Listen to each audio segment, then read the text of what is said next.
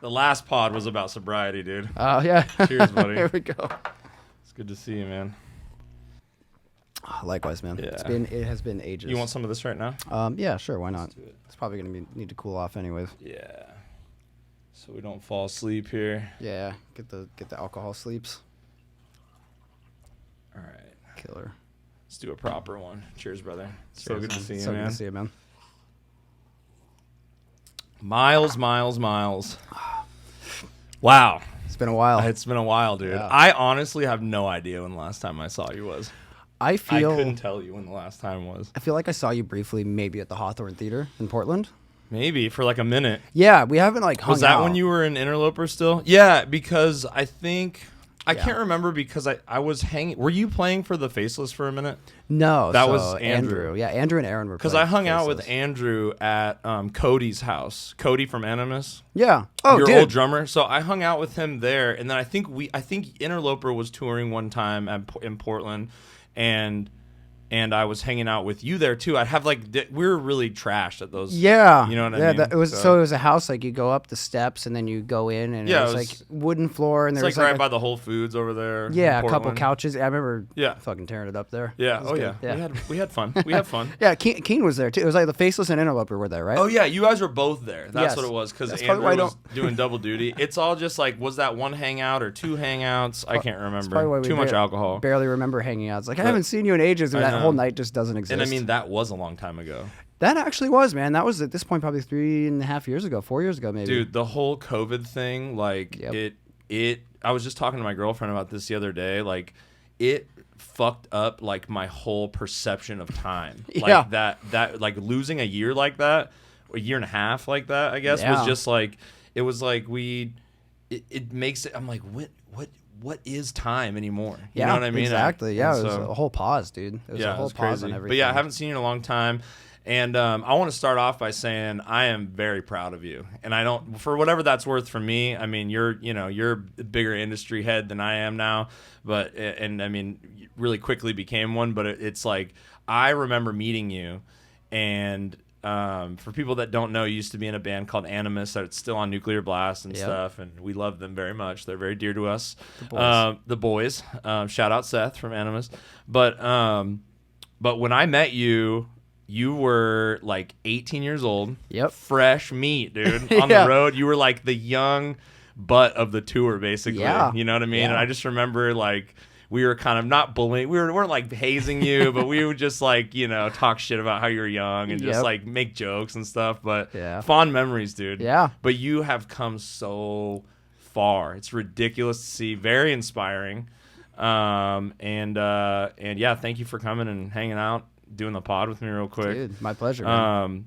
But yeah, I thought it'd be a great way to catch up. You know Yeah. what I mean? Because we haven't seen each other in a while. But so after Animus, you kind of went off and did a whole bunch of shit. You've toured the world now. Yeah. You've been in a bunch of different bands. You were in Rings of Saturn, right? Is Yeah. it just Rings and then Interloper, or was there fill-in stuff between there? So it was actually Interloper and then Rings. So Interloper, I had some like tune ideas when I was like 16. I think I remember on that tour that we were on with Animus when we were still Sisyphean Conscience, you were like showing riffs to us, I'm pretty sure. Yeah, Because yeah. you would like practice and stuff to like these little riffs that you're writing on like Tux guitars. And Yeah, shit. yeah, I had Guitar Pro riffs Guitar and Pro, stuff. yeah. That was a long time ago. So Interloper, I had some songs that I like put together when I was 16. It was like fucking Obscura Worship, like stuff, which I still love that band. We just did a tour with them too, which is crazy. Which is wild. Yeah, but stuff like that, and then I think I ended up actually recording them and releasing 3 songs. That around that same time, so it was. Fuck, man, how old was I? 20 maybe? Yeah. And I put those out. And so the idea for Interloper was there. Like, I drew the logo. I had Mark Cooper, like, make it look not like shit. And then, like, all that stuff started coming out. Then I put it out, I think, in November. And then I joined Rings in December that same year. So that was just, like, complete halt. And it kind of took away from Yeah, so what you were doing. Yeah, it went on pause, and I mean, it was a great thing. It wasn't like I'm bummed about it, Well, yeah, I mean, you got a lot of Everything's experience from it and Yeah. clout too. And Yeah. people know who you are from that, Yeah. and then like I'm sure a lot of Interloper fans. I'm sure a lot of the early Interloper fans, because you guys have toured enough now and released stuff now. and been gotten signed and everything and put a record out, that like you have cultivated your own fan base, but I'm sure that helped like kickstart stuff, like being from Rings, right? A little bit. Yeah, a little bit. Some of the crossover, early on when the older Interloper stuff was like instrumental tech death type stuff like that. People liked it, but then we came out with like Wishful Thinking and some of the Loper stuff. Like we didn't know what the fuck we wanted to do. We're like, we're gonna be a rock band, dumbest fucking idea ever. Right. It was just like, really, and so a lot of people hated that because it was just like so not up their alley. It's like clean singing, like power chord riffs, and like no ripping. Yeah. And so a lot of people didn't care for it, but as we kept releasing more, I think we kind of got back into that. And as we're progressing now, we're definitely exploring back into like the heavier side, because like at the core of what I like to do, like I love death metal, like melodic death metal bands like Bodom, You just want to riff out, bro. Yeah, I don't want to write rock and roll. Let me like, be. Yeah, Riff yeah. out. I'm supposed to write But death metal riffs. you got to be a little accessible from time to time. But Yeah. I hate that word. Yeah, it hurts. I hate it. Yeah. But I think it's so cool, and you rarely kind of get to see this, I feel like, but I think it's cool, and I've seen it from like a couple different ones of my friends. I can't think of who right now, but I know this is not the first time I've had this thought, but I feel like even like from the day I met you, you were doing shit for somebody else's band. Yeah. And you like wanted to do this thing, right? Yeah. And then you started doing some shit for another band. Yep. And when you were in Rings, and you still like wanted to do this thing, and I think it's so fucking cool that you are now just doing your thing. And when I hear your music, I'm like, this is Miles. Yeah. Like, that's what Miles wants. Yeah, to man. play. You know what I mean? And it's like, it's so tight. Yeah, and I mean, I think that's a big thing too, and kind of how I got my start. Like Rings, however that may have ended, like that really changed my life. Yeah. You know? Are you guys not good anymore? You not talk to Lucas I don't and really talk to Lucas, Yeah. but like we're fine. I don't Right. have like a It's problem all- with. It's yeah. not like I want to go fucking punch him or something. You know, Right. it's like I'll see him. I've gone out to their shows and caught Sure. up like before everything, the newest lineup, I guess you could say. But I never met him before, but Yeah, like we're fine. It's Yeah. cool. Yeah. you got to experience a lot. Didn't you guys go to Europe and stuff with them? Yeah, I or- went to Europe 2 times with them. That's so we tight. went to Indonesia. Like we did a bunch of That's cool sick. stuff, man. Yeah, a lot of U.S. tours. a Did lot you of ever go to Canada. Mexico? No, I've been to Mexico on a I've vacation. only seen like a few bands, like the Faceless will tour Mexico Yeah. sometimes, and like I want to go. I'm like, dude, that seems kind of lit. Yeah, But it does. seems like you have to watch your shit a little Oh bit. yeah, I mean, like, dude, Mexico, it's run by like the cartel. cartel, like you're yeah. fucked. Yeah, it's dangerous. It's a lawless. I hope they land. like metal. I don't. Yeah, I don't know. Yeah, I don't know that I'm gonna get along well Yeah. over there. But yeah, we did all that with Rings, and like you're saying, playing for other bands. I mean, dude, even now, like after this tour, so there's that Lorna Shore tour coming up. Oh yeah. I'm playing for Ingested. Well, I was sick. also supposed to play for Aborted. I actually learned like 9 of their songs. I didn't know that. I Yeah. wasn't paying attention. Well, Sorry. I haven't said anything. Oh, you haven't said- Yeah, oh. no one knows. But it's okay now. All right. But yeah, I was supposed to play for Aborted, and the guitar player, there's some stuff going on, and he's actually able to do the tour now. So I'll just be playing for Ingested. I was going to be doing double duty, Oh, which wow. was going to be insane. Like the gonna be a lot of riffing. Aborted stuff is fucking Olympic, man. It's really hard. That's nuts. But Yeah. so I'm still doing stuff for other bands, but now like with Loper, that's more of a shared thing with like Andrew and I specifically, and then my new band Voidbringer, which is like Yes. another project I'm doing. Which That's is heavy as fuck. that's like fully like my thing. And you're like, doing vocals for that too? Yeah. Dude, props to you, man. It's gnarly. Yeah. Yeah, I've been working on that for a couple years now, and I think I got to skip ahead a bit because I learned from someone, To who's do already- vocals on guitar? Yeah, From well, Andrew? Yeah, how to do vocals properly. Like, so I didn't have to go through like I did with guitar, where I didn't really know. I just like fucking figured it out, and then like 5 years into picking, I had to relearn how to pick because I was doing it wrong. So that's I wanted to touch on that. Yeah. What if you can try to go back, like what was the moment that you like picked up a guitar and like thought you wanted to play it? You know what I mean? Like Yeah, so a buddy of mine, Russell Kemp was his name. It Okay. is his name still, actually. But he was my childhood best friend. Okay. And he got a guitar, maybe when we were like 9. And I was like, 9 oh, years this is so old. fucking cool. And I went to the school one year, and they'd have like a band play every like Thursday or something. And I remember just seeing that, hearing like distortion guitar, and the guy had like a Gibson SG. I was like, this is the coolest thing ever. I want to do that. And so I ended up like, I'd be over at Russell's house, and I'd try to play his guitar. And it was a right-handed guitar, and I'd play it this way. He's like, oh, "No." you're left-handed. I play left-handed. That's I'm right. I'm I forgot- right-handed. I forgot. Oh, you're right-handed, but you play guitar left-handed? Yes. So you're just weird. Yeah, I swing a bat, swing a bat left-handed. I guess I golf left-handed. I do everything else right-handed. That's like riding Mongo on a skateboard Yeah. or some shit, right? Yeah, exactly. Yeah, That's crazy. It was kind of about that time, and then I think I like started noodling. I was like, this is just like really cool, and then I started kind of getting into like System of a Down. I remember covering like some Pennywise. What was the stuff. first song you ever learned all the way through? System? I think it might have been Fuck Authority by Pennywise. Okay, I never got into Pennywise. Yeah, I'm not into them at all. I Yeah. don't know what I was thinking. But Well, like, hey, look at you now. yeah. Shout out Pennywise, Thanks, I guess. Pennywise. Yeah. Yeah, it was like that, or maybe Have you met those guys? no. You gotta if you ever meet those dudes, you gotta tell them that, Yeah. that was your first song you learned on guitar. Yeah, it will be. I'll be like gurgling, waiting to. So tell it them was that. just metal, like pretty much right away, or new metal stuff, like rock, like right away. Yeah, pretty much. I You're got not into classically trained.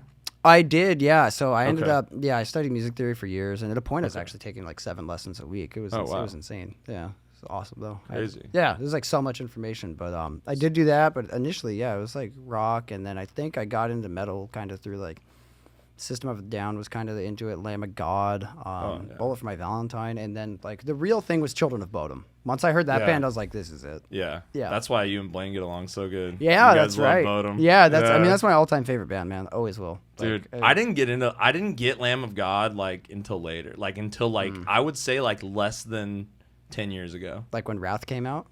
No, like I just never heard the old stuff. Like even like the Laid to Rest shit. Like Ashes to Wake Or and stuff. Ashes to Wake. Yeah, is Yeah. Laid to Rest that's one of their songs, right? Yeah, Laid to Rest. I think I'm not an that's idiot, right? off Sacrament or Ashes Yeah, to the Wake. but I'm like, I think, I love Lamb of God. I've seen him like twice. Saw him with, I think I saw him with Gojira one time, or no, Yeah. maybe with Decapitated. I can't remember. That's tight. But dude, that band's so sick, and I got into them so late in the game. It's Yeah. embarrassing. I'm like There's a that- lot of those for me. Dude, me too. I'm like one of those people who I don't know like a ton of bands, and I feel like weird when I'm around people and they're like, "Oh, dude, yeah, this record by this one band." I'm like, I know like Children of Bodom music.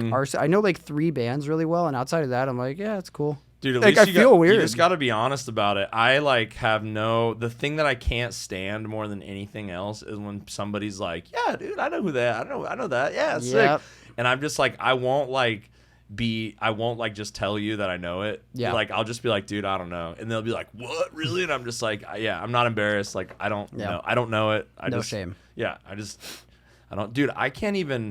That's why another thing I want to ask you about is, do you like? What's your metal intake level like? Because I've been dealing with this a lot recently, but before I say this, there's a happy ending to what I'm about to say. But like I recently in the last couple of years have put like listening to metal and intaking it. Just it's so put down for me. Like I've set that.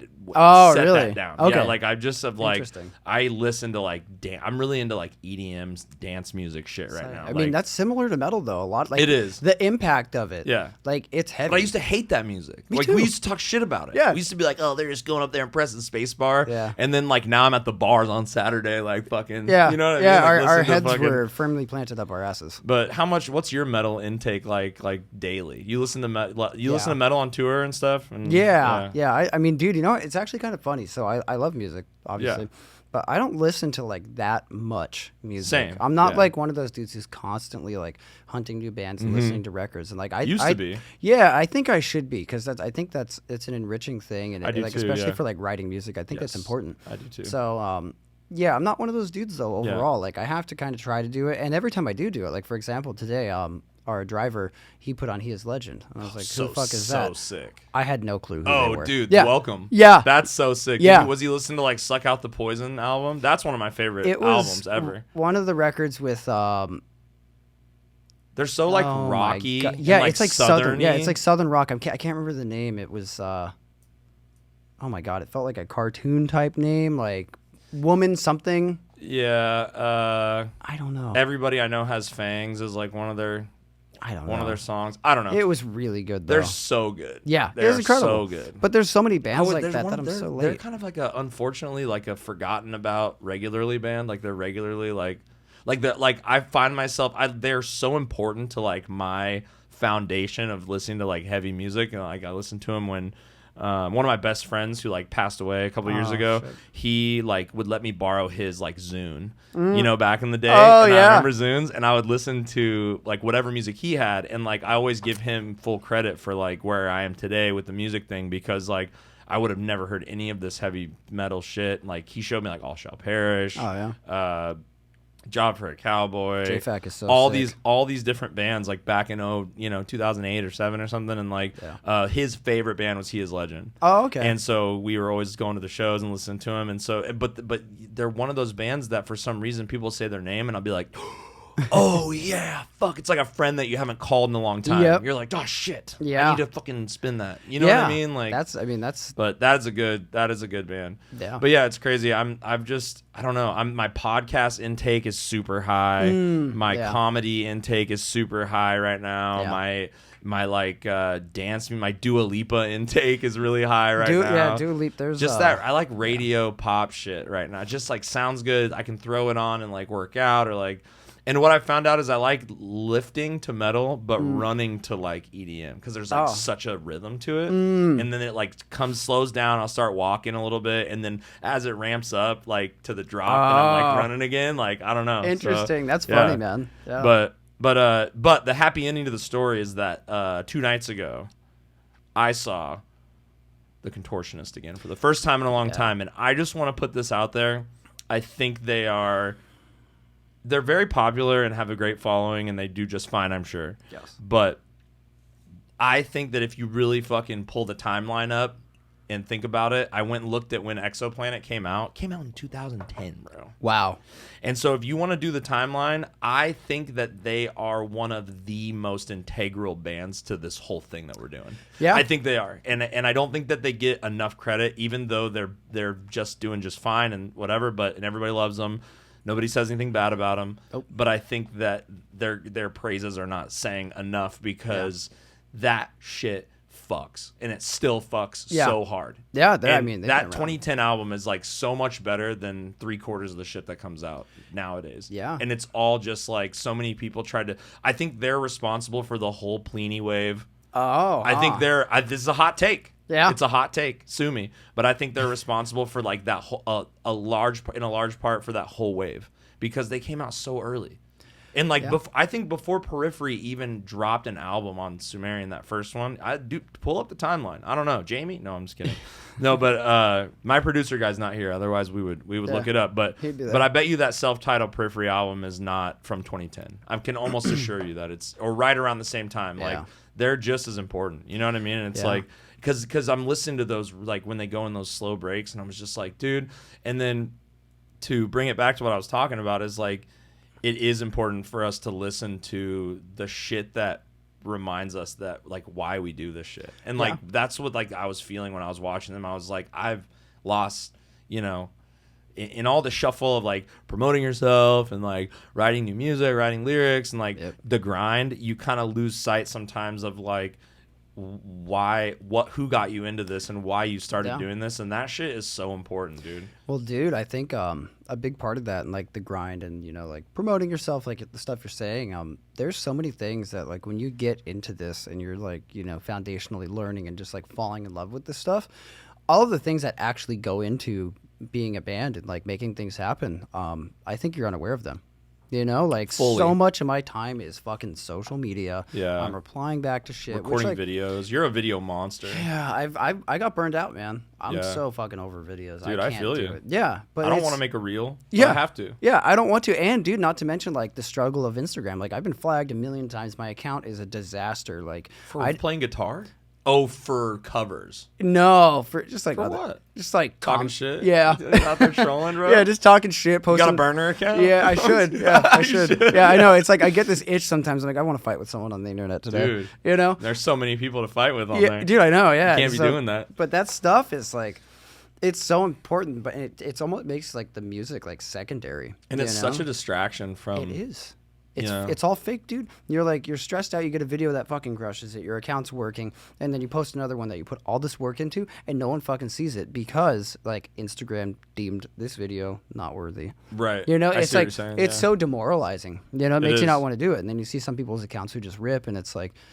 I don't know. It's weird, but at the end of the day, it's like it is hard to lose or to keep sight of like why you're doing this in the first place because you get so caught up in just like the day to day. Like I got to make a video, I got to do this, I got to write this, or are people gonna like this? Man, do I even know what I'm doing? It's this whole thing, Dude, and when I had that realization the other night, I was like, the next day I turned on Exoplanet while I was working out, and I was just like, I was so juiced up, and it's like I think that I think there's something too, and I don't, this isn't something I've thought about until just now, but like, I think it's almost like you get caught up too when you're like an industry person or whatever, where you're like, oh, like so-and-so just dropped an album, like, let's go listen to it.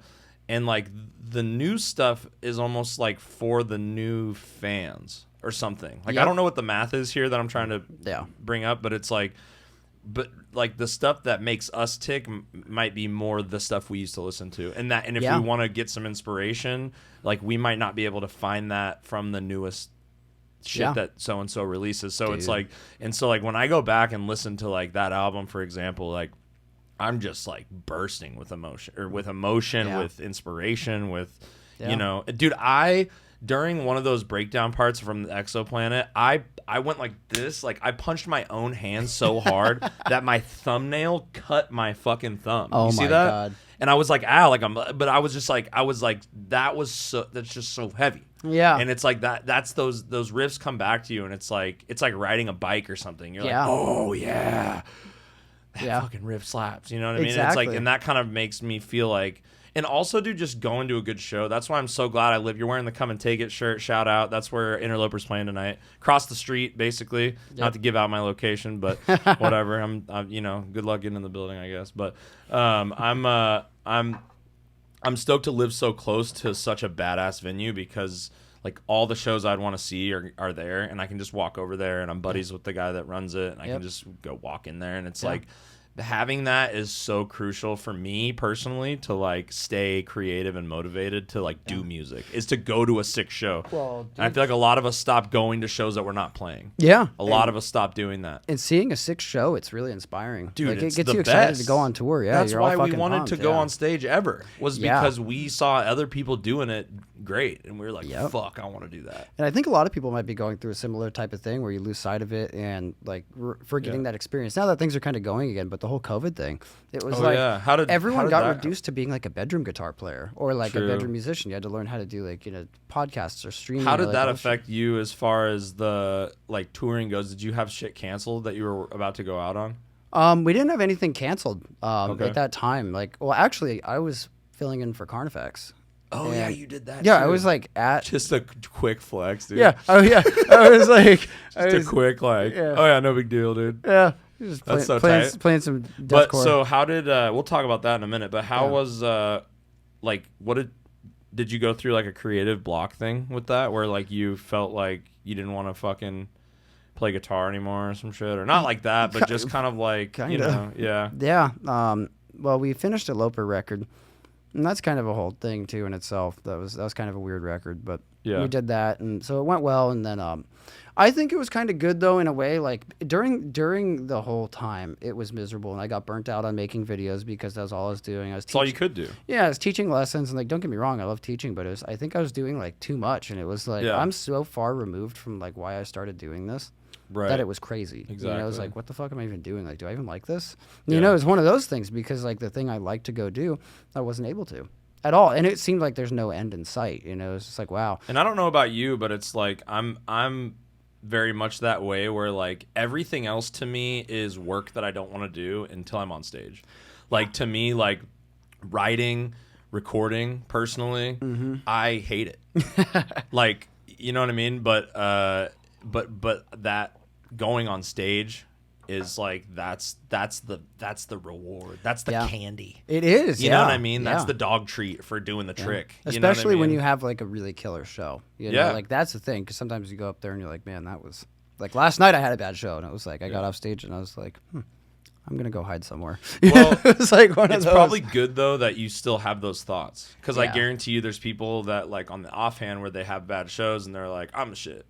Every day. You know what I mean? And like, no, I mean, no. Yeah, not at all. but there's probably people out there that don't have that like constructive mindset where they're like, I played shitty. Yeah, a lot of people just get burned. A lot of people don't give a shit about the performance. They're just like there for like, the money or like whatever, which is like cool. Don't get me wrong. Like, making money is fucking great. Like, that's awesome. But like, when you see people who are so like jaded on it, it's like, it's sad. It's like, why are you even here? Right. Like, I can't imagine losing sight of that. Like, I like going up there and just fucking ripping, playing super well, rocking out, having good like energy with the crowd. Like, that is you get off stage and you're like, I can fucking levitate. Yeah. You know, like, this is great. But going back to the COVID thing that you were talking about, you said so you kind of were losing sight of, you know, like whether or not this is what you wanted to do kind of thing, or like you said you were far removed from like why you started getting into it, basically, when you were just grinding on videos and lessons, and it's like, how did you get out of that funk? You know what I mean? I just had to keep pushing through. Wrote it out. Yeah, and I started working on new things, like vocals was a big one. You know, That's it's like cool, something dude. new, and I think I got some better like mix templates for like pre-production so I could record stuff and have like more finished products. Like I got a lot of stuff done. I also did a lot of just like introspective work on myself. It was like, what the hell am I doing with my life? You know, like not with music specifically, but like other areas of my life. It was like, I need to stop doing this, or like I should do more of this thing, you know, like too much partying or some shit. Or exactly. Yeah, way too much. And you either did one or the other on during COVID, during the old panini. Yeah. You either did you either went off the deep end, or you like, dude, I fucking like lost like 50 pounds, like 50. I don't know what the math is. I was like 230. I remember because I weighed myself on Thanksgiving Day at my grandma's house, which is the worst thing why would ever. you do that? I don't know. I was drunk and there's a scale in there, and I was like, I'm gonna see what's going on. Yeah. And I stepped on it. It was like 228, something gross, and I was just like, I feel like the shit bag. Yeah. And Was then this after eating or before? I think it was like before the big dinner, probably.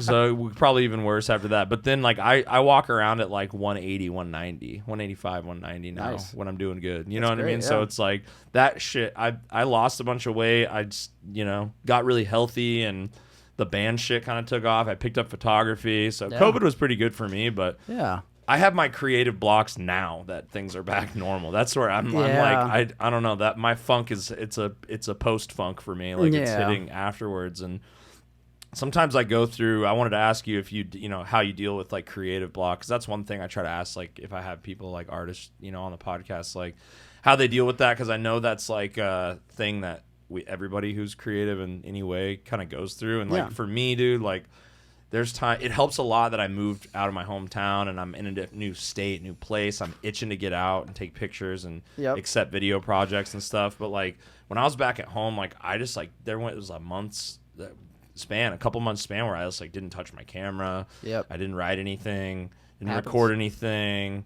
You know what I mean? And it's just it's a cycle, because then you feel like shit. You don't do what you're supposed to. You know what? You don't do anything creative, and then you feel like shit because you're not doing creative stuff, which then proceeds to most of the time make you not be creative. So it's like a weird circle. Exactly. Yeah. I mean, that's how it is for me with guitar playing, especially.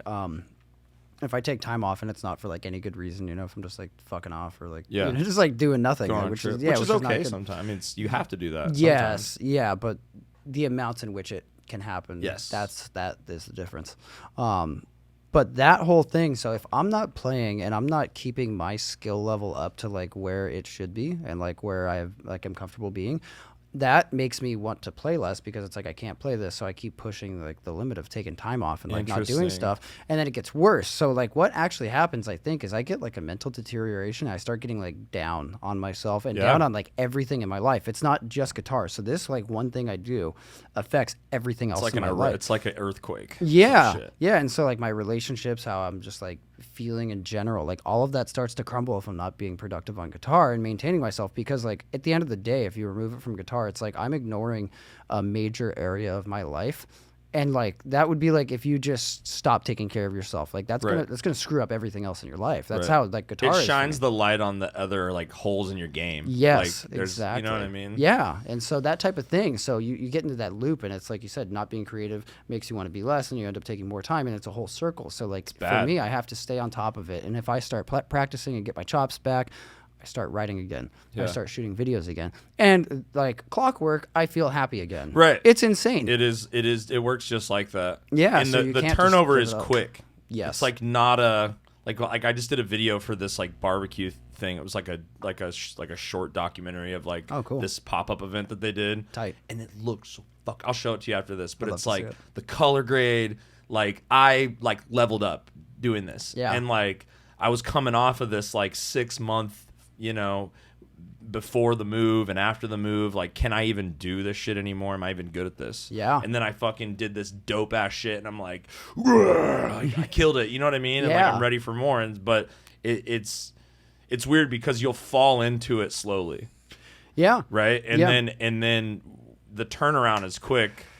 It's like a drug or something. You know what I mean? And it feels so much more devastating when you're in that funk. But like if you step out of it and you're doing good again, you look back on it and it's like it's way easier than like, oh man, I've been like not taking care of myself and I need to go to the gym for like 2 months to see something. It's like, dude, just like spend the weekend like working on this and you're probably going to feel better about it. Right. And you're always improving and it's like it's just how it works. You know, you can't just like ignore it. You know, you have to focus on it, and if you just do a little bit of work, it makes you want to do more. It's like anything, you know, because if you take time off and you're bad at it, it's discouraging. Right. If you don't take time off and you keep going, you're at this like maintenance level where you're like killing it and you can do your stuff. You can't really go backwards if you're just like, you know, grinding on something. Yeah, exactly. It's only going to bring improvement. And kind of what you touched on about how like I get through creative blocks, it's like that's a big thing.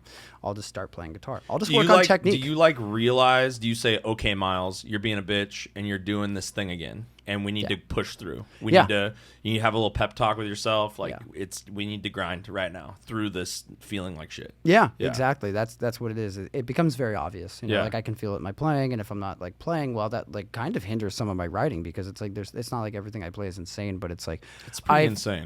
Well, I mean, some of the stuff is like really more laid back, but like I can feel like the difficulty in my fingers, and that like tricks me mentally into being like, hey, you suck. What are you doing? You're a horrible guitar player. You know, like this and that. You can't write. You can't do this.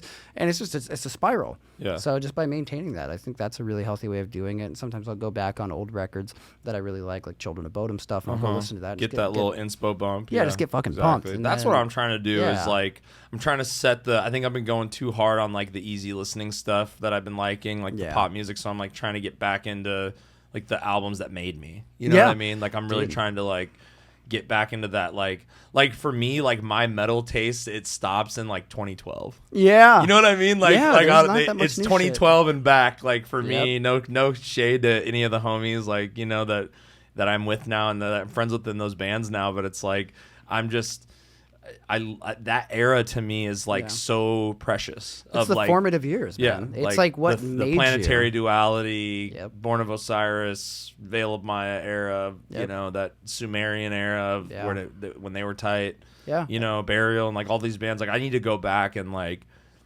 listen to what's right for me, you know, musically to get back in that headspace. Yeah, and it was a different point in time too, like in our lives, you know, at that time, like life was so much simpler. My life is significantly more complicated now. It's like I don't have all this space to do stuff that I used to. Like when I was a kid, 16, it's like, what, I'm going to fucking ditch school, play guitar all day and listen to music I like because I didn't have anything to do. Now it's like I have to make money. I have to do this. I have like tons of obligations that I have to keep up. Otherwise, you have to go get a real job. Yeah, exactly. I feel that way, dude, too. I feel that way so much. Like the other day, I was telling you earlier, like somebody hit my car, right, on Monday. I was just starting the week and like while I'm waiting for like photography jobs and stuff out here to pop up and other things to come to fruition. I'm doing like delivery shit, like DoorDash type stuff just on the side to make extra money for rent. And I was on a run and somebody pulled out in front of me basically and it ended up totaling my car. And so I'm looking at all the, trying to get a new car, you know what I mean? And so I'm looking at like the payment, right? And I'm sitting there and I had like one of those moments, you know what I mean? Which I don't know if you go through this, but I'm like, all the shit that like, that all these like dreams that I want to do. I want to have the podcast. I want to do photography. I want to be in the band. I want to do all these different things. You know what I mean? It's like, I'm like, should I just go fucking get a job? Yeah. You know what I mean? Like, should I just go fucking just stop doing all this shit that makes me who I am? But then you're like, no. Like, fuck. Dude, and honestly, shout out, I forget what the guy's name is. Some random guy, like, I followed on Instagram randomly. He DM'd me, and he was like, hey, dude. And this was on that day, or, like, the next day. Oh, wow. Or no, it was on the day that I was, like, feeling like shit, looking at buying a new car, spend all this money, and feeling like I need to get a job and shit. And he was like, hey, dude. I appreciate you following me. I just want to reach out and say that I checked out your website. He has like a podcast where he talks to creative people too. And he's like, hey, I checked out your website. My website is like, hey, I'm Taylor and I do metal and other stuff. And it's like, I just like, these are all my things. Like you can follow my podcast. You can listen to my band. You can look at my photography, whatever, Twitch, yada, yada. And it's like, he was like, hey, I just want to say it's really cool that you like are doing all the different things when like people say that you should just do one thing Yeah. and you're just saying like I'm gonna do all the things that I want to do. Yeah. And I really fucking needed that, dude. Yeah. I forget that guy's name right now, but thank you, because he'll probably watch this, and that like sometimes you get somebody says something to you at some time where you really need it, and I needed it really bad that day. And it was like I was like almost ready to just be like, I'm gonna go get a sales job, you know what I mean, or whatever. And it's like it's rough, dude. I've been like self-employed because I've done other little business things since like 2016, so I haven't had like a stable income really. And it's been grinding here and there to try to like do what I love and not have to have the 9-to-5 grind for somebody else, and then try to make ends meet. And it's kind of like you sacrifice the comfort and stability of income for freedom and doing what you want. That's exactly what it is, man. And I think a huge thing too. This is Scott Lewis, Carnifex, told me this, and this has always stuck out to The me. vocalist, right? Yeah. And he said doing this, and I think this applies in other genres of work as well, not just music alone. It's a war of attrition. Like, who can last the What longest? does that mean, attrition? Attrition. Sorry. So it's like, I know I've heard that. yeah, it comes from like endless, just like barrage, like nonstop fighting until someone gives up, like until it's just like, we cannot take this anymore. And so, thank you. That's the idea. It's like you keep grinding and you keep going, because there are always going to be people who give up, you know, and the people who don't give up generally end up on top, you know. And it's like there's so many times, especially in this type of self-employed work, whether it's like photography or you're doing music or you know, whatever, like there are many moments where you're like, this is fucked, like I don't think I can keep doing this. Right. But if you don't give up, like how many of those have you had? You know, like I've had like I don't Weekly? even constantly, yeah, it's constant, you know. It's like you're like, this is not working, but you keep going. And like, dude, if I gave up like any of those times before, which have been like in probably the hundreds at this point, I don't know, my life would be entirely different, and I would probably be unhappy. Yeah, I don't think you would have done that. Yeah, You know what I mean? It's just not how your story goes. Because I remember meeting you in 2013, I think it was, when we went on that tour with Animus. just graduated high school. Just graduated. Like, was that in August? Was that the summer one? Dude, yeah, that was that was the first tour I ever did in my life. Me too. Yeah, That was my first one too. that's tight. I know, dude. That's why we love each other. We've been in the trenches. Yeah, exactly. Yeah, Dude, I remember, and I wanted to bring this up. I remember. Let me put you back. Let me bring you back. Okay, you wake up. We're in a Walmart parking lot in Crenshaw, in LA. Oh yeah. And it was like so sketchy. Yep. And we're like, fuck this, we're hungry. So we walk to the IHOP. Okay. Do you remember this? You keep going, maybe. And we walk into this IHOP, and it's like dead silent. And everyone looks at us. We're the only white people in the IHOP. Oh, yeah. Full IHOP. Yep. Only white people in the IHOP. Yep. It was crazy. Yeah, You remember this? not welcome there. No, dude. Not at The all, looks were dude. like being a dude from like the suburbs of Oregon, you know what I mean? And then you go to Crenshaw, like an IHOP in the hood, and you're just like in the waitress was like being mean to us, kind of. Yeah, and we were just like, exactly. We were like, dude, like are we good? Like, Yeah. and we I were don't like think gonna it should get, be we were here. like set on getting breakfast, and we were just like, the vibe was off, and we were like, we're just gonna drink this coffee and bounce. Yeah, I don't remember that entirely, but I'll never forget that. Yeah. Going into that IHOP with you, it was me, you, and like Austin, our bass player. Yeah, And yeah, we went to IHOP, and it was just like, but yeah, we were so young, dude. yeah, just kids. Yeah, I was 18. I remember it was. But yeah, that's not how your story goes, dude. Because like right out of high school, you were on the road, you were trying to figure it out, and it's just like, this is just the life that you chose, and you're gonna make it happen. Yeah. You know Dude, what I mean? and that's why I wanna- have to remind myself sometimes. Yeah, and something else, man. I see so many people like we're at that age. Like people we know are like professionals. How old now. are you now? 28. 28. Yeah. I'm 31. Okay, So I'm not that much older. Not that far at But all. when you were 18, I was way old. It felt like way older. Oh yeah, yeah. I was it's- 24 or Yeah. whatever. Now that I'm like approaching 30, I'm Yeah. like I'm not. 30. It's all the same. Yeah, it's like we're But here. anyway, we're at that age. What? Yeah, where like we have friends who are like professionals and like doctors now and stuff like that. They're Yeah. doing this. And like some of them are really happy and like that's They fucking drive great. nice cars. Yeah, And like they have a house. Yep. And a kid. Yep. And then like as a man, you're like, that's attractive. You know what I Yeah, mean? kinda. Sometimes you Well, have a bad day though. You have a yeah. bad day as an artist, creative dork like we are. And then Yeah. you're like, like, I could give it all up and have all the material things. But then you're like, but then then that's not what I want. You know what I mean? Like you kind of have to, sometimes I have to have that conversation with myself. I don't want to speak for you, but yeah. Well, dude, I mean, like I personally have like no interest in like the family, like wife and me kid. either. Like, I don't really either. Sounds like fucking shit. Sounds horrible, you know? And like right now, maybe I'll change my mind, but like right now is a complete disruption to what I want to do. But the point I'm bringing up with this is, I look at some of these people and some of them seem really unhappy. Yeah. And that's like one thing that doesn't matter. But like the bigger thing with pursuing this is like, dude, I can always go back to school. Yeah. I can always go back and have that. Like I'm not throwing that away. If I were to give this up now, I'm throwing this away entirely. Like I can't pick this back up when I'm 40. You can go get a job at Wendy's. Yeah. If you want. Yeah. Tomorrow. I could go do whatever. Yeah. And so like, this is my time to do this and take like the risk. Yeah, exactly. And I don't want to look back and regret not trying harder or giving it my all. Like that out of anything in my life is my biggest fear, is looking back on what I'm doing now and saying I didn't try hard enough and I regret that, because this time I will never get back. That's this crucial. Is it. Yeah, absolutely. Yeah. And I feel like what some people, you know, me included, like maybe you didn't realize back in the day was that like we knew that this was a risk. You know what I mean? It's a huge risk. It's a fucking disaster. It's dumb. Kendall, my buddy Kendall, you know Kendall from Dead Crown, Kendall Johns. No, I don't. He's like one of my best friends. We talk like every day, and I was having a rough time the other day, like I was saying, and I was like, dude, like I just don't know, you know, like sometimes I just feel like just hanging all this shit up and just getting a real job or whatever. And he's like, dude, we all feel like that. Yeah. Like life is discouraging, you know, kind of like fucking like a good friend should, like fucking nut up and just, you know, figure it out. I've got a friend like that But he too. was like trying to get, you know, rich off of trying to get money off of your art is a fool's game. And we're playing it. You know what I mean? It can be, yeah. And it's true. You know what I mean? It's 0.00001% of people make a living off their shit. So we should be lucky that we do it, even if we're scraping by. Yeah, I mean, we are really lucky, and there's you know, there's a lot of reward involved in it, and like maybe we'll like end up killing it. You know, like we're already killing it by a lot of people's standards, man. Exactly. You know what I mean? That's what you have to remind true. yourself, dude. Yeah, I mean, you're killing it.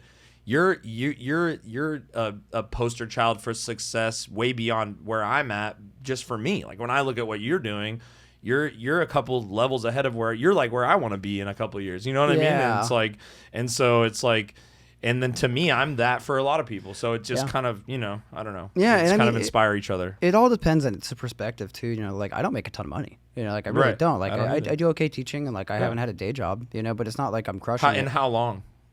Since I was 20. Since you were 20? Yeah, so 8 years. Yeah. What were you doing before? I worked at Home Depot. Lit, dude. I still have the apron, man. It was so not should lit. bust that out on Halloween or something. Oh, if you have a Halloween show, yeah, dude, play it in the Home Depot. That would be hilarious. I want to do that. I was thinking about also getting a raccoon mask. I love raccoons. Yeah. So I want to just like do that. Absolutely. And just like play. I don't know if I actually, since I'm just doing the ingested, I could totally do that. Yeah. The aborted stuff, I don't know about that. Do it. But do it. Yeah. So anyway, I worked at Home Depot, and yeah, I haven't. It depends on like how you view it, because like we could end up taking off and making like a ton of money, but if we're getting by and we're happy doing this and building something, because a lot of what this is time, man. You see, especially with like music, a lot of bands don't really blow up like right out of the gate. Like take Lorna Shore for example, dude. Like they're fucking on top of the world and right now. That was like overnight. Yeah, but they've been a band for a long time, dude. Yeah, it happened so fast, and they had been grinding, doing just like shit, opening slots, and like everyone was talking shit on them and this and that. Like I always loved those dudes, and it was like I have a lot of respect for them. I remember when Tom was in the band. Yes, the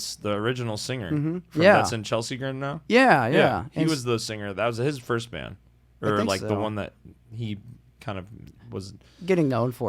For that band. Yeah, and they've done just like so much grinding, man. I love him and Chelsea Grin. Though, yeah, by the way. Me too. I think they got way better when he joined the band. He's sick. Yeah, he's so sick. Yeah, just like they're a perfect example, man. Like Tons of Time or Fit for an Autopsy is another one. Oh my God, for real. Yeah, Pat's like, you know, I think like 40 something right now, and like now they're just killing it. Like that man's dedication. Like Lamb of God right now. Yes, that man's dedication and like work ethic is what you want to look up to. Is that the bald guy?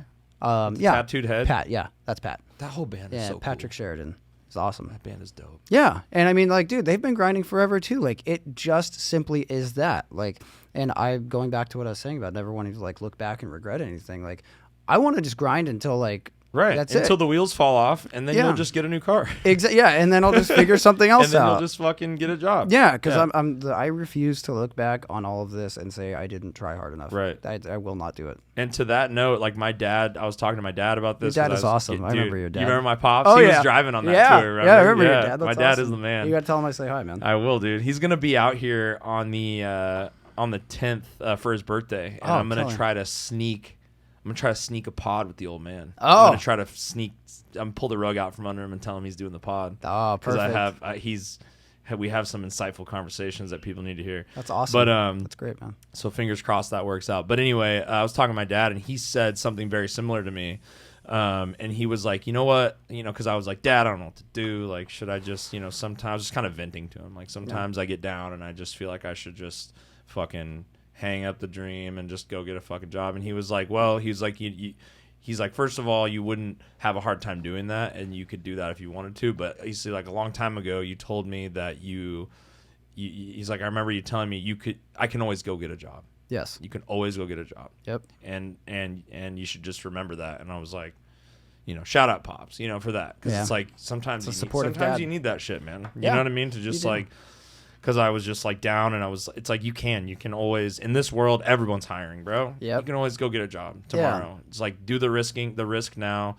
But I think one thing that we didn't anticipate maybe when we were younger, and like you said in the beginning of the podcast, like we didn't know what the work was, like what the details were, what this whole thing entailed. Yep. It's we not just rock and roll. No, and we didn't know how long the return on investment was going to be, like, until it comes back around. Yeah. So like we're still in like year 5 of 10 of like the investment maybe paying off, right? Exactly, so we're operating in the red right now or whatever, so to speak, and getting by, but and like, so maybe we didn't anticipate how long that risk takes to potentially pay off. You know what I mean? And and dude, even like what we talked about before the podcast, like the amount of time, like the time flies by type of thing. It's like when we were younger, it's like that. I'm glad you brought that up. Yeah, when you were talking to me, I was like, stop it, Miles. We need to save this for the podcast. Yeah, I know. I was thinking about that in there. I was like getting ready, and I was like, I need to shut up. No, it's good. You gotta warm up. Yeah, but that kind of thing, it's like, it seems like, I don't think like the perspective of like how much time it actually takes like existed as much then. Like it didn't, like you can't really comprehend that when you're 18. You don't know shit. Like, And in a way, it's scary. Like, oh, my life is like almost halfway over.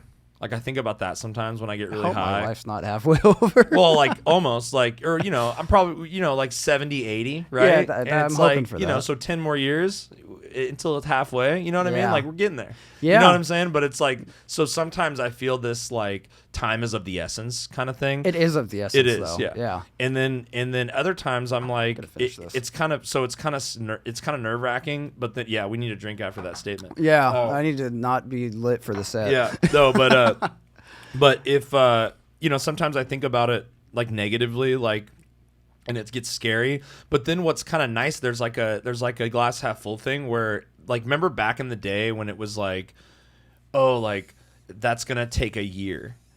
Like something is gonna happen next year, and you're like, "Fuck, that's forever." When you're 10 years old, and then now that you're older, you're like, "Oh, sick, I'll see it soon." It'll happen soon. That's soon. Yeah, it's still a long time. It's still a long time, but like a year goes by so much faster now, which is kind of clutch sometimes. Yeah, sometimes. Yeah, most of the time it's not. Cause you're like, time's slipping through my fingers. Yeah, that's what I'm saying though. It's like there's two sides of it. You know what I mean? If something's gonna come to fruition in a year, then you're like, "All right, that's not bad." Yeah, you know what I mean? Like, exactly, man. And I mean that return though, that's a big thing to like always keep in mind. Is just like things aren't immediate, and you see some bands blow up like kind of quick, but like most of the time it is a long time. Most of the time the ones that blow up quick burn out quick, dude. That's right? I've been wanting to say that this whole time, and I haven't like found a way to slip it in, and you just said it for me. Thank you. That's exactly it. I feel like a lot of these bands that do blow up like mega quick right out of the gate, it's like bullshit, like ghost written, like for like success, and they don't have any longevity in it, because there's like no like certain direction. I feel like a lot of bands that end up doing better, it's like, take like Lorna Shore, like they have a sound. Take Fit for an Autopsy, they have a sound. Take like any major band, like they all, especially like in the more like metal world where it's not like, hey, like you need to write this way, like there's always like a sound and a commitment, and these people have a vision. Like Gojira, like they're the only band that sounds like that, and that's why they're sick, because they know exactly what the fuck they want to do. Gojira and Korn, in my opinion, are the best bands in the world.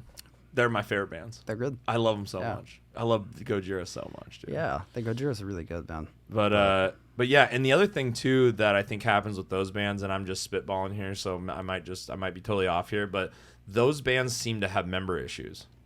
Which ones? Just the ones that like that blow up quick and die off quick. Like there's always, there's a rapist in the band, or there's why is it always something? Like it's always something with these like these flash in the pans, Yep. And it's like if you look at us, like I think our biggest advantage, like I don't think that we write the sickest music ever and a cutting edge, and we're so unique and original. I don't think anybody really is in metal anymore. You know what I mean? It's kind of tough, yeah. But I think the edge that we have on every other band, like almost every other band, I can say this with confidence, is that we have been a band of the same dudes for 10 years. Yeah. And so you can't fuck with us. No, you know what I mean? That's huge, man. And when you tell industry people that, labels, agents, they're like, "Oh, sick." Like I can put these guys on a tour and they're not going to get drunk and beat each other up. Yeah, they're not, dude. Yeah, exactly. And so it's like that is like one of our greatest assets is our relationship that we have with each other. We added John to the band 5 or 6 or 7 years ago. John Dormier. I call him Dormier. Dormier. I know him. But yeah, John's killing it right now, bro. Yeah, he's on the road with Necrogoblicon doing guitar tech shit. He's about to get a job at Sweetwater. Yeah, okay. That's I don't know if I should say that. I love don't know if he's going to get that job, but sorry, John. Yeah. Brian Loney, we're looking at you. Yeah, we're gunning for you. But yeah, it's that bond that we have is fucking bulletproof. Yeah. You know what I mean? That's huge, man. You can't write that in the studio. Nope. Or you can't buy that onto a tour, or you know what I mean? Like there's not a lot, somebody's uncle can't make that happen. Yep. You know what I mean? Or whatever. Like that's 10 years of cold hard friendship and love. You know what I mean? That it goes a long way. I think. Yeah, dude, that does. And having just like most of those bands, like the bigger ones, have like a solid lineup. Yeah. Occasionally member changes, like stuff does happen, but there's usually like a core group of people. It's not just like especially the older ones, dude. Like Korn and Gojira, Lamb of God. Yeah, they have the new drummer, but that's I think they're the was it Chris Adler? Chris Adler, yeah. He had his knees. Like, did he? I don't know what happened to him. Yeah. He started Good Fight, didn't he? Or he was partner in that? I think so, yeah. The label. But he had like an injury, like that's different. Yeah. It's not like some crazy. Or you look at bands where there's like a million member changes. I think that is bad. Even like Loper, we've had a few member changes, and it's like at this point, I'm like, we cannot have any more member changes. No. And so like we have Tadpole playing drums for us now. And it's like we're not like making another member announcement or anything. It's like we want to make sure like everything's going to be solid, and I think that's something every band needs to have, because when you have just like an interchangeable thing, no one gives a shit. Because for me, at least when I was growing up, like I latched on to certain band members for whatever reason it might have been, whether they're a sick guitar player, I like how they fucking look, or I like how they talk, like whatever. It's like there's always something, and if you have just this like constant like flow of people coming in and out, it's like there's nothing for people to attach onto aside from maybe one dude. But when that's happening, that one dude is usually an asshole. Right. Because it's like everyone's leaving constantly. And then kind of to piggyback on what I said in the beginning of the podcast was like you were filling in basically. You were a new member, not filling in, I guess, but you were a new member. Yeah, I'm going to hit this too. Yeah. You were a new member for everything musical that you'd ever done until this point. So you got to like kind of build your own band, which is fucking sick. Yeah. You know what I mean? Finally, like man. You got to do your own thing, which I remember like anytime you're doing some shit that's not somebody else's shit, I'm like stoked. Like when the Voidbringer shit dropped, Voidbringer, right? Yeah. When the Voidbringer shit dropped, I was like, fuck yeah. And when the Interloper shit was coming out, I was like, yes, because it's like Miles isn't fucking working for somebody else anymore. Yeah. You know what I mean? Miles is doing the Miles thing now. Exactly. And that's so sick. Yeah, I don't mind doing like the film stuff. It's fun to tour. It's good to use that stuff as a stepping stone. Yeah, but you've always had that. You always had those riffs on Guitar Pro. You always wanted to do your own thing. Yeah, like Animus, you were like looking at Animus as like, I'm gonna do this for experience and have fun and learn and get my show chops and like, but here's this other thing I want to do. And then you jumped over to Rings, and then it's like, okay, now we're doing the Rings thing for a few years. Yeah. And then now you're just Miles. You're focusing on Miles. You might do fill-in work on the side to fucking keep touring, keep money coming in. But it's like exactly. But it's like you're full time in it, man. Yeah. I'm proud of you. I'm stoked for you, dude. Thank you, man. Yeah. And it feels good, and it's like now doing this fill-in stuff, it's not like I'm longing for like, oh, I want to do this other fucking thing where it's like my own thing. I have that now. So if I'm doing this other stuff, it's like I'm not missing like anything else. No. It's like I have that thing. You kind of get the best of both worlds. 'Cause Yeah. you get to go play stuff that's like you're not just like beating a dead horse with your own music. Yeah. And you get to go like, oh, I'm gonna play for Carnifex and like fuck around with some deathcore stuff for fun, because that's probably pretty fun, right? Yeah, it is fun, man. Yeah. And that's a huge thing too. Sold out crowds most nights. Yeah, that's and like just that easy Lorna riffs tour. for you. Dude, you the know what I Ingested mean? stuff is very easy. Yeah. And it's going to be almost every show sold out on that tour. It's going to be just fun. So much I'm fun. just going to have a fun time. Party. Yeah, exactly. And Whereas this tour, it's like more like it's your band, so there's that added pressure. Yeah. And like you gotta fucking show up. yeah, I partied every 2 night. nights ago, and the show last night did not go well. So You partied what? 2 nights ago? too hard. Yeah. Oh, okay. And last night's show was I got off stage very disappointed in myself. Party? Yeah. Party, dude. Yeah, You gotta exactly. party. Too. Yeah. You can't just be some nerd. Exactly. You can't yeah. just be some nerd yeah, playing guitar, yeah. dude. Yeah, party way too hard though. But Yeah. yeah, and I think that's something important for everyone to have. Like, I feel like there's people I know who are like fill-in dudes, and like that's cool, and some people are happy doing that. But I think it's important for someone to have something of their own. Yeah. Because otherwise, like, what's their identity? You know, musically, like, Right. who are they? Like, you're just a session player. And you're gonna Yeah. battle with that mentally at some point. Yeah. It's gonna creep up on you. Exactly, man. Yeah. And like, and you I've have- never been in any other band than my own band. Yeah, and that's good, and like that's Which I mean, it sounds kind of fun. yeah. Well, like, I mean that if it's, somebody wants me to fill in, it's the right thing. Like, you know, I yeah, might but do you it, have but your own thing already, so it's Yeah, like I've that's always had easier. my own thing. Yeah, it's not like you're just a hired gun, which can Yeah. be cool and you get cool gigs, but like at the end of the day, like what do you go home to? You don't have shit. You know, like Right. that's not good. You know, Yeah. like where you have your own thing that you like love. I have my own thing, 2 things that I Yeah. love, and it's like if I go do session stuff, it's not like, oh shit, what do I do now? You know, it's like, or I don't have anything. Like I don't have my own musical identity. I know exactly what I want to do musically, and I have my outlets for it. And if anything else happens, like I'm gonna go play some knuckle dragger riffs with Ingested, and it's gonna be a blast. Right. And then I'm gonna go home and I'm gonna work on Loper and Voidbringer because those are my things that I love. It's so sick. Perfect. You know, Dude, that reminds me though. I have to bring this up because I have to give this guy some props. Okay. You are a savage and you play guitar extremely well.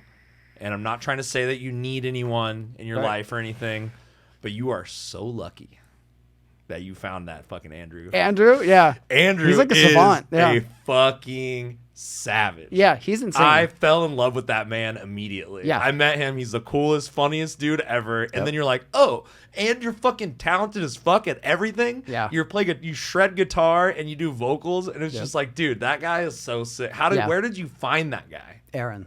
Aaron. Yeah, he was a friend of Aaron's. Shout out. yeah. are you still cool with Aaron? Yeah, we're still cool. Yeah. I didn't even know that he left Interloper. Yeah, I mean, You don't have to talk about it if you don't. yeah, he's doing other things. Yeah. I see him doing is he doing like clinic, like drum clinic stuff or touring with other bands or yeah, something? touring with other bands. Yeah, Okay. he's playing with drugs and Oh, okay. Yeah, I think that's he's- some big band. I don't really know who they are, it's right? like a super group thing. Yeah, Yeah, so- it's okay. cool. Yeah, the shows Yeah. are cool. Yeah, I Good mean, must good be for him. Good you know? opportunity for him, right? Yeah, and you know, like at the end of the day, like as long as he's happy, whatever. Sure, You know. yeah. Like, yeah. I don't care. But if it doesn't seem like I always liked that guy. I always had good times with him. yeah, Aaron. yeah. Aaron's a good. But dude, yeah. but so he was friends with Andrew, and that's how you met Andrew. Yeah, I Okay. met Andrew at my friend Paige's house, I think. Or actually, no. I think I met him at my friend Paige's house for the first time, and I was like, oh, this is a cool dude. It was Yeah. like, just like really, he's like fucking You guys 18 or vibe something. though. That's why I Yeah. was saying you guys are you're lucky, Yeah. not just because he makes the band so much better or whatever, but you could probably find a guy to play guitar, but you guys vibe. Yeah, like Andrew you and I get guys along seem really to well. really be friends and get along. Yeah, I'd say That's we're probably he's super probably my important. best friend. Yeah, Yeah.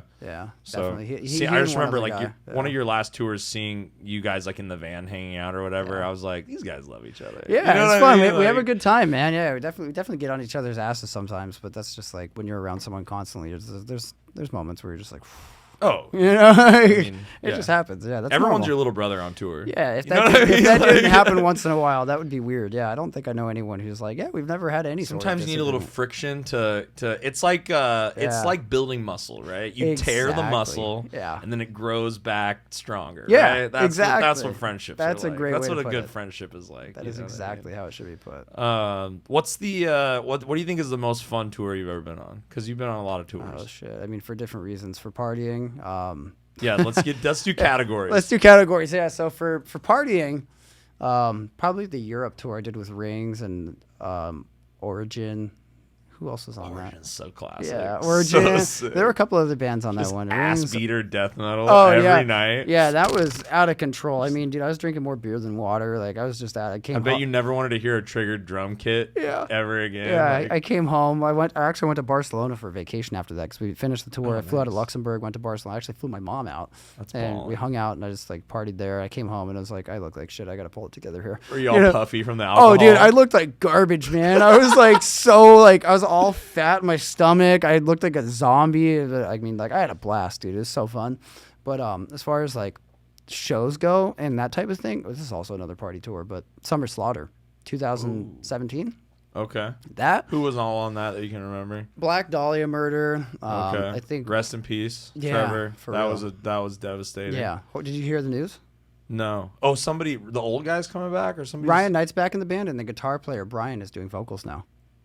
Brian. Yeah, the guitar player. The Prodigy guy? No, that's Brandon Ellis. Okay, That I was guy's like, a fucking insane guitar player. God, so I that know guy's him so a little good. bit because I was good friends for a while with Sean Priest, the drummer of Arsis. Oh yeah, I love Arsis. I do too. God, they're so good. Yeah, it's like one of my formative bands. Children of Bodom, Arsis. Under-respected, under everything. Yeah, underappreciated, no great joke. band. Yeah, so they important. should be up here. So important. Yeah, foundation. Yeah, Winter Sun, Children of Bodom. But I and met Arsis. Brandon like way before he was in. He was fresh meat in Arsis when I met him, and he was in Portland, I think, or something, or something. And I met him. He's just a boy. Just a lad. Yeah, kind of like you when you were starting touring. You know, just a lad. He was like 19 when I met him, and like drinking beers in the van, just all quiet. And this like a fucking guitar wrecking ball, dude. Yeah, he's like. I can't even like hold a candle to that guy. That guy is just out of control. Like I watch him play, I see his videos, I'm just like, I'll never be that good. Like he's just like he's just got something else. But anyway, Summer Slaughter, Black Dahlia, who else was on there? Can't remember. Oceano, I think. Oceano was on there. Yeah. Sick. They're back. Betraying now. the Martyrs. Oh, okay. Oh, they party. Yes, they do. I've heard good and bad stories about those dudes partying. Yeah, the crazy Europeans. Yeah, I'm like flashing through my mind of like nights with those guys. Yeah, definitely. I don't remember who else. There were a few. It was like almost every show was almost sold out. We're playing like 1,000 cap rooms. That was like a really fun tour. Sick. But I mean, dude, one of the most fun ones I would say was the recent one we did with Obscura. That had to be like goals for you. That's one of my favorite bands ever. Yeah, like were you just waking up every day like I can't believe I'm on tour with Gojira or with Obscura? It felt a little different than that because like those dudes like they knew me. It was crazy. They were like, dude, I remember you sending us cover videos when you were 16 years old. I was like, shit. You fucking remember that? You were like, yeah, I was like, wow, this is wild. But I quickly became friends with them because like they were so cool. Like I anticipated them being like German shut off, like you know, and they were just like not like that at all. Super cool. Germans are nice. Yeah, hanging out, just wanted to party and like drink and just shoot the shit and listen to like 80s like hair metal constantly. That's so sick. Yeah, and dude, it was a dream. Yeah, it was really fun. That's like I just had a really good time with those dudes. Christian is one of the funniest dudes. Like I love that guy. I'm hoping to fly out there and just hang out with him. We've been talking off and on about that, and like that's a good one of those he's like cool. Full circle stories. Yeah, like, for anybody watching, like your dream, you can achieve your like not to be cliche or cringy, but it's like you can fucking. You can make it happen, dude. Yeah. Because you did. I mean, you were just saying how it's like you grew and grow up listening to Gojira and how they were such a big influence, and then you're on tour with them and they know who you are. Yeah, Obscura. Was it a headliner? Obscura, did I say yeah, Gojira? I'm sorry. Yes. It's the A's. It's fucking with me. It's all the same. It's the syllables. Yeah. It sounds the same. It's Obscura. the whiskey. But it is maybe. I haven't eaten anything today. Me neither, dude. Yeah, let's go, dude. We're partying. Hell yeah. This is like way this more. This is how you do a pod, It's like bro. way more than I bargained for. This is how you do a pod. I'm sorry. Yeah, it's okay. I do this all the time. But listen, I don't want you to be concerned. I'm a professional. Yeah, listen, I am an enthusiast. Yeah. No, but that's crazy. And then they know you. Yeah. And you're just like, dude, what's happening? Yeah, and they were really cool. Like it's and Stefan's really cool. Moment. Yeah, it was just like these guys are awesome, and like I look up to them, and like I don't necessarily write stuff like that anymore, but it was like just to be on tour with such like a formative band for me. It was fucking awesome. Were they man. headlining? Yeah, it was Obscura. So headlining. they selected you. Yes, we didn't. It was outside of a booking agent too. They like hit us up directly because they like Interloper. That's so it was insane. tight, yeah, I got an dude. email from Stefan. He was like, "Are you fucking kidding me?" That's so or it might have been lit. their booking agent. I don't know, but I got an email from them directly. Like it wasn't even our agent. They were just like, "Hey, we like you guys. Do you want to go on tour with us?" And I was like, "Holy fuck!" Wow. Yeah. You're like, yeah. Yeah, I'm like, yeah, totally. That's so sounds sick. great. Yeah, I didn't even care if like, I mean, the guarantee was nice and stuff, but it was like, it was just one of those things where it's like, You would have done it for $100. Yeah, I don't even care. Yeah, it's Yeah. like I just like you guys. Like I look up to you guys. That's so cool. You know, it was Yeah. really cool, man. That's awesome. Yeah. So you're on tour now with who? I'm sorry, I'm bad with the it's tours. okay. I'm Psychroptic, almost forgetting. Yeah, right? Psychroptic, Fallujah. It's a co-headliner of both. of them. Okay. And then Fallujah's tight. yeah, and then us, and then Cognitive. is Yeah, the I wish opening band. Deebs was still in Fallujah. Yeah, dude, love he's out with Deebs. Entheos. I know. I knew he'd be back, dude. When he hung his hat up, I was like, bullshit. Yeah, no, Yeah. we played a show in Sacramento. He lives close to there. Yeah. So he came out and seen us, or came out and like hung out with us, and he was like, "Don't tell anybody," but I was like, "So what the fuck are you doing, dude? Like, Yeah. you're just sitting on your ass playing video games on Yeah, Twitch or there's whatever." no way. And he was like, "Well, like, I don't tell anybody, but like Entheos hit me up, and like me and Blaine were just like, yes, dude, Yep. get Deebs, keep Yeah. Deebs on the road, 2020 or Yep. 2023, Yeah, keep exactly. Deebs on the road, Deebs on the Yep. road, dude." I remember touring with him when he was an Animus, dude. I remember It's so fun. It was a really that was a funny fun little tour we Texas did, even though story. it was shot, dude. It was horrible. It was the worst thing. It didn't I've ever done matter, in my dude. We were life. too young to care. It didn't I matter. know. Like, No, we cared. Well, I mean, we like too young. It was like, dude, we were having so much fun, and Yeah. like we were just. Like, It was crazy to even be out there. Yeah, it was just like that's. And dude, also something I will say, there is something to say about people who have been through the fucking shit where you go through a tour and you're like, man, we lost money. I fucking owe money. Versus people who like got everything handed to them. I think Yeah. there is a different level of like We understanding. ate that on our first tour. Yeah, and like other tours too, you know, it's like that's like a big foundational thing, and it's some perspective. You And know, I it's feel like like- we didn't yeah, have it handed absolutely. to us. Like Absolutely. we've gone through the shit, and like we appreciate. We deserve whatever we get from here on out because we fucking went through the shit. Yeah, Yeah. even if it's not great, like we Yeah. just I feel grateful to have that perspective. Me too. Like I wish it didn't happen, but at the same time, I'm very That way you know that like, oh, like, you know, we're sleeping in the van, but hey, at least we got paid. Yeah, and it's like whatever, I'm you just know? I wouldn't change anything. No, I me guess, either. yeah. And dude, like those drives and stuff were nuts, and it's Denver to or LA to Denver. yes, it next was a night. 17-hour Yeah, drive. dude, it was more. to- It was like 21. It was 1,000 cra- miles. It was man. crazy. There was like I remember 1,010 we were miles. fighting so bad. Like we've never. Cobalt Cafe to Marquee. Yeah. That was the night fucking Seth or Sean stage dove. So Seth stage dove. I think he just mowed down a bunch of people in the front row, and then Sean During the set. yes, and then Sean was like crowd surfing while playing guitar, and they like dropped him onto the monitors, and he cut the shit out of his hand and was like bleeding I don't remember everywhere. at Cobalt. No, this was in Denver. Oh, at Marquee. Yeah, Okay. exactly. Dude, I just remember because we had to play, and it was like us and then you guys, right? And so we got there, had to throw our shit on stage and Yep. play, and we had just been in the van, and we were just so we were like, nothing we said or did could be held against anyone because you're just like a caged animal. Yeah, At just that point, enraged. after 17 hours in the van, you're just like, ugh. Yeah. You know what I mean? You've And been maybe frenzied. that's why like a 12-hour drive, I'm like, whatever. At least it's not fucking 20. You know Yeah, what I mean? Like, it could be worse. So. Yeah, we've had a few of those. We have a day. Well, it's a day off, but like Edmonton to Vancouver. That's like 20, Vancouver, Canada. BC. Yeah, it's like 22 hours or How long? something. You guys drove a long ways last night. 14 hours. Yeah, we have a driver, thankfully. But That's nice. yeah, I mean, he's a friend of ours, and so like 14 hours for him, and our generator is out, so like we didn't have AC for him to sleep during the day. So it's like, yeah, dude, when you get tired, just like wake one of us up. Right. So yeah, it's not that bad when you split it that way, but Yeah. it's insane. Like 14 hours is still a long time. We have a couple long drives on this tour. I'm excited to go back out, dude. Yeah. Can't wait. When are you going? We're going on October.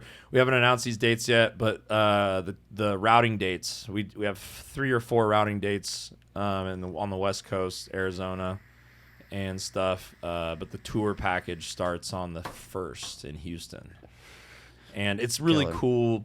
It's gonna be really cool playing here at Come and Take It. Oh yeah. Dude, down Because the we street. played here twice already and headlined both times, and both times it went extremely well. That's for awesome. not ever having anything out here. But now I'm out here, and I'm like a local. Yeah. I go out to all the shows. Yeah. All the people are hanging. I'm hanging out with everybody. You eat all the good food too. You're gonna see my face on the TVs in there Sick. because they put the flyers up on the hell yeah. TVs. You know what I mean? Hell and so yeah. I saw somebody was like, "Dude, look, you're on the TV screen or whatever," and I was so like, sick. "Oh, sick." That's cool. Yeah, it is cool, but it's like they've adopted me. Like I'm a born again Austinite. You know what I mean? Born again Texan. Yeah, I'm a born again Texan. That's what I've been saying. But it's like it's cool to have like 2 home bases. You know what I mean? Like we're always gonna, Portland's always gonna be the hometown, but like we have this kind of new, you know, the people are really excited that I moved here. Yeah. Like, when are you guys playing again? You know what I mean? Like because we played 2 shows here, made a ton of friends. I'm gonna be real. Texas has we have the best metal scene in Texas. Like throughout the whole.